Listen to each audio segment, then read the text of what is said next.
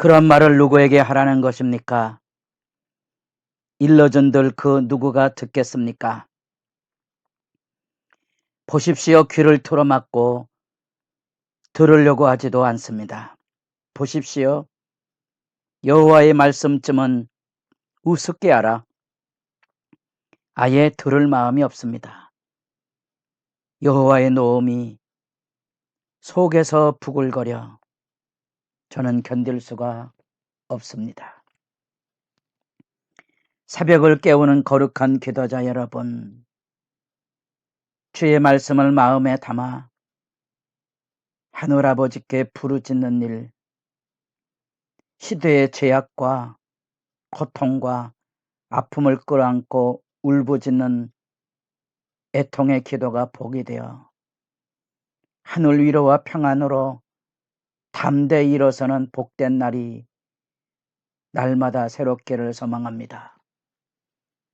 오늘 우리가 읽어갈 말씀은 예레미야 6장 1절로부터 15절까지의 말씀으로서 4장 5절로부터 시작이 되었던 북방에서부터 밀려 내려오는 하나님의 심판의 도구, 바벨론의 군대의 진격, 그 전쟁의 사이렌이 울리고 칼, 창, 화살이 쏟아져 내려오는 현장을 내다보는 예레미야의 울부짖음이 그대로 잘 드러나고 있는 내용이고 슬픈 이야기입니다.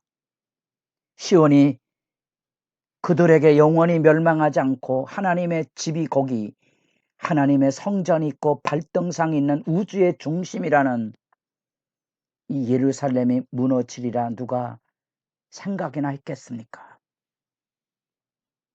마치 사무엘상 4장에 그들은 법궤를 들고 나가기만 하면 승리할 것으로 알았습니다.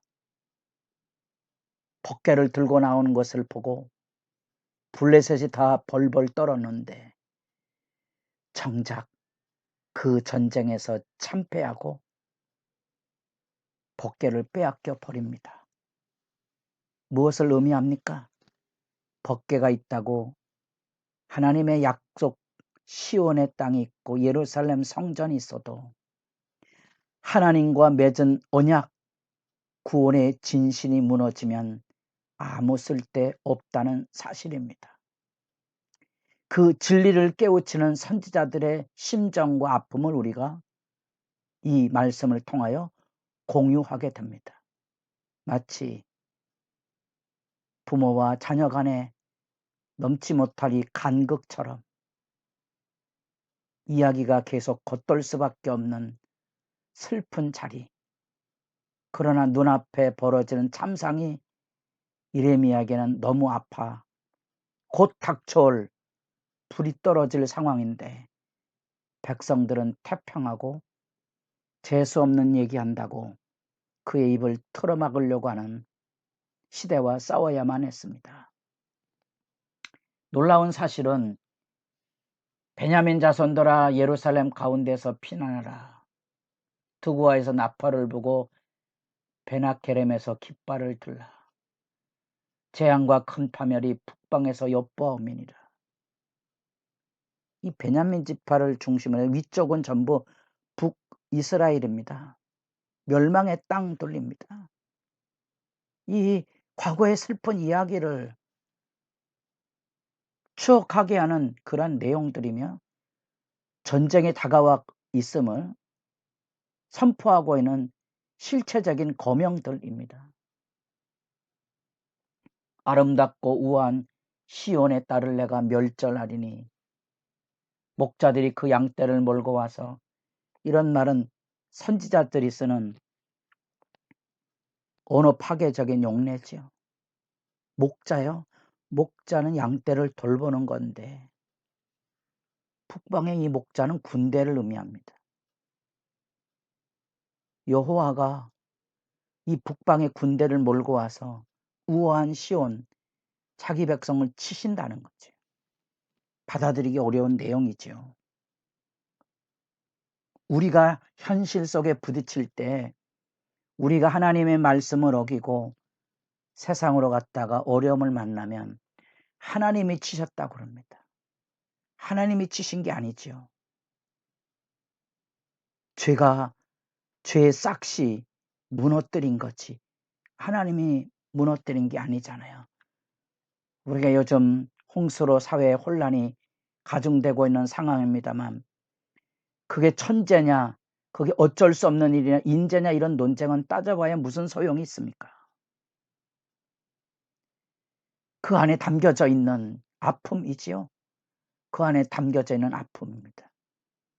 그 시대를 향하여 피하라, 나팔을 불어라, 기호를 세우라 이런 긴급한 전쟁의 나팔 소리, 폭풍 전야와 같은 하나님의 심판을 예고하며 마치 그냥 이야기를 하는 것처럼 아름답고 우아한 시온, 목자들이 양떼를 몰고 와서 그냥 가벼운 농담처럼 들리지만 그 안에 담겨져 있는 예루살렘과 하나님 백성의 마지막 슬픈 운명을 여기 쏟아내고 있다는 사실입니다. 벌받을 성이 된 거죠. 이 예루살렘이 공격하고 무너지는 그 분명한 이유가 있다면 그 안에 하나님과 맺은 언약이 실천되지 않는 불의와 압제, 다시 말하면 가난한 자의 피가 그들의 옷자락에 묻어있는 것, 이사야 1장에서 고백하는 그대로 성회 하나님 앞에 축제의 절기를 지키지만 악을 행하고 있는 그 모습을 가지고 축제를 지킬 수 있을까? 하나님의 말씀대로 바르게 살지 아니하고 우리가 하나님 앞에 예배하면 하나님의 예배를 받으실까? 그리스도인다운 이 세상에서 하나님의 사랑을 담아서 손해보고 희생하고 양보하고 울부짖어 악을 악으로 대항하지 아니하고 선을 악으로 이겨가는 믿음의 싸움을 하지 않고 세상 사람처럼 악다구니가 되되 그래서 믿지 않는 사람이 보았을 때 예수 믿는 사람들이 더하다는 이런 비난을 받을 정도가 되면 그 예배를 드린다고 하나님이 받으시겠습니까? 그 슬픈 이야기가 이런 곳에 나와 있는 겁니다. 결국 예레미야가 세워야 될 대상은 바로 핵심적으로는 종교 지도자리고 그들이 이런 내적인 불의와 압제를 회개하라고 외치지 않음으로써 예레미야가 쓴소리를 뱉어내야 하기 때문에 예레미야는 희생양이 될 수밖에 없는 거지요. 그것은 예수님이 이 땅에 오셔서 동일한 길을 점철을 밟아 가셔야만 됐던 거죠. 성전에 들어가셔서 예수님께서 횡포를 하시는 그 행동은 이런 선지자들을 이해해야만 공감이 되는 부분입니다. 그냥 거기 있는 사람들, 성전의 장사치들이 나쁘다고 쫓아낸 게 아니고 보다 근원적인 이런 종교적인 체제와 행태를 끌어안고 단물을 빨아먹고 있는 종교 지도자와 당대의 성전 종교에 대한 하나님의 심판. 그래서 그것을 제자들은 나중에 알잖아요.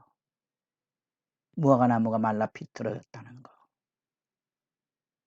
이런 하나님 앞에서의 불의가 하나님 앞에서의 하나님을 향한 모욕이 이제 극에 달한 거죠. 그래서 하나님의 말씀이 땅에 떨어진 거예요. 그래서 10절 우리 개역 개정판에도 보라 여호와의 말씀을 그들이 자신들에게 욕으로 여기고 이를 즐겨하지 아니하니 하나님의 말씀이 우습게 여겨지는 거고 듣지 않는 거죠. 그리고 들어도 감각이 없습니다. 하나님의 말씀을 욕으로 여긴다는 말은 참 아픈 부분이지요. 설교가 잔소리가 되고 교회에서 예배를 드리고 그냥 가는 거지 하나님이라는 존재나 하나님의 말씀이라는 내가 하나님의 말씀을 듣고 서 있는 그 예배는 무너진 지 우리 시대에도 오랜 병폐가 아닐까요? 그래야 눈물 쏟아지지요. 여기 포도를 샅샅이 닦고 일일이 다 주어라. 이런 말은 하나님의 심판이 완전할 것에 대한 무서운 이야기들이지요. 다 진멸하지 않겠다고 곳곳에서 하나님의 긍휼의 뜻을 보여주지만 심판을 면하기는 어려울 슬픈 역사적인 이야기를 전하고 있습니다. 우리는 이때 하박국을 떠올리지 않을 수 없습니다. 어떻게 하나님이 저 북박의 불안당 같은 갈대아 사람들에게 심판권을 주어졌느냐 하는 게 하박국의 하나님과의 논쟁이지요. 그러나 그들은 심판의 도구이지 그들이 정당하다거나 그들이 하나님의 백성은 아닌 것을 하박국이 받아들이자. 우리가 너무도 잘 아는 구절. 무화과 나무가 무성치 못하고 포도나무에 열매가 없고 참상입니다. 참상을 견뎌낼 믿음이 생기는 겁니다. 결국 종교나 역사나 그 어떤 교회나 가정이 그 내적인 부풀어 스스로 무너지는 거죠. 그 핵심은 하나님의 말씀을 듣지 못한 아픔에 있습니다. 여러분, 주님의 말씀을 기억하시고 기도의 자리로 나아가실 수 있기를 바랍니다.